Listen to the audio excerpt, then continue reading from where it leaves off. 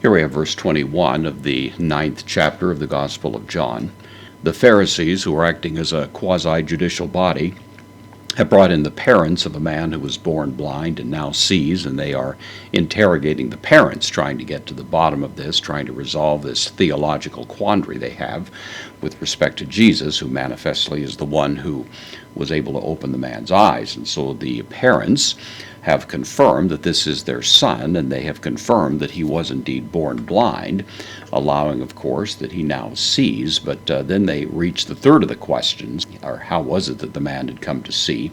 And this is where they are going to dodge the question. So we have pos, which is an indeclinable adverb, how it is, the postpositive, how none, how now, blepe, from blepo I see, third person singular, present active indicative, how now he sees, uk, the negation, oidamen, this is from eido, to see or to know, and it is the first person plural, perfect active indicative, so how now he sees, we do not know, we have not known, we continue not to know. So at this point, they're denying that they can explain how it happened.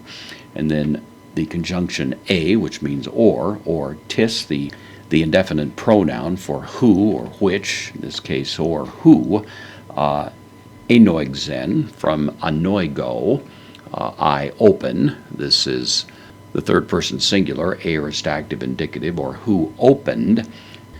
Autu, the genitive, singular masculine pronoun, the of him, tous ophthalmos, the of him eyes, and then hemes, included for emphasis, the first person plural, pronoun we, uk oidamen, same as we had up here. We do not know, we have not known, we continue not to know.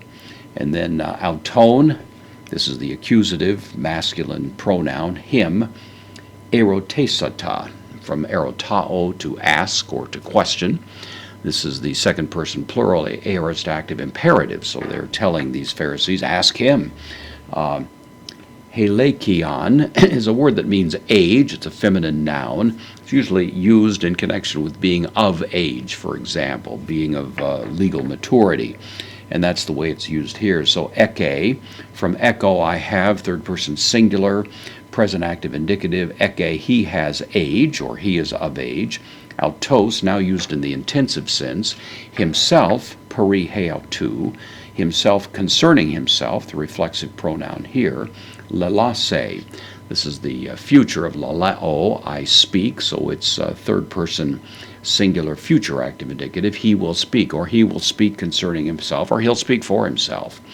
He's of age. The parents, of course, are trying to avoid getting themselves in a pickle here, because it's entirely possible that in spite of the joy that they might feel at their son being able to see, whereas once he was blind, nevertheless, if they get crosswise with the Pharisees, who have a certain degree of judicial authority, then it could wind up as a negative outcome for the parents. They could be booted out of the synagogue or sustain other economic problems as a result of that. And so they're trying as much as possible to be somewhat discreet in the way that they respond to these questions.